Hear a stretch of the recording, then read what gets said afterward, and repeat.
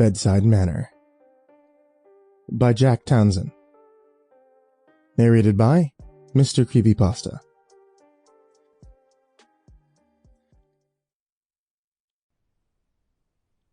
Chapter 1. We were 1,000 miles from home when the car gave up the ghost.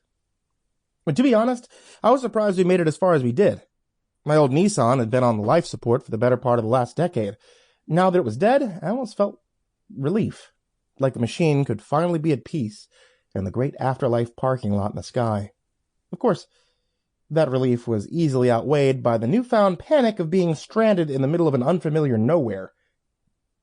Jerry was under the hood doing everything short of dark magic to get the engine running again, while I paced the road with a cell phone over my head, hoping for a single bar of connectivity and feeling about as useful as male nipples.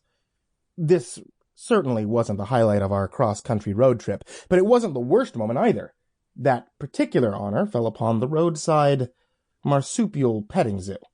To be fair, this was taking my mind off of all those things I'd left back home, which was the entire purpose of this surprise vacation, after all. That's what my friends called it. A surprise vacation. Their delicate phrasing conjured a much kinder image of what turned out to be a low-key kidnapping. I got home from my overnight shift to find them all waiting for me in my living room, intervention style. My roommate, Jerry, the mastermind behind it all, had 2 go-bags waiting by the front door and a map plotting our impending road trip to see the Pacific Ocean for the first time in my life. Jerry had been prone to these spontaneous, well-intended but highly irresponsible gestures for as long as I'd known him. At least, this time he didn't try to gift me a stray animal he found. Normally I would simply say, thanks, and shut it down before things got out of hand. But I wasn't in the proper headspace to fight back. I'd just gone through what can only be described as a traumatic event.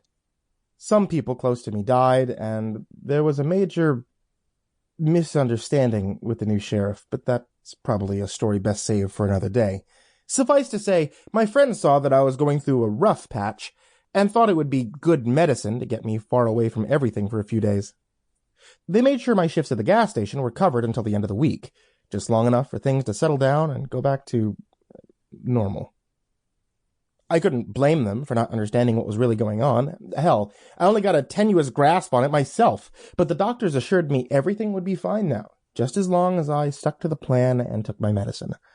After a few long days filled with tourist traps, roadside attractions, cheap motels, and car farts, it looked...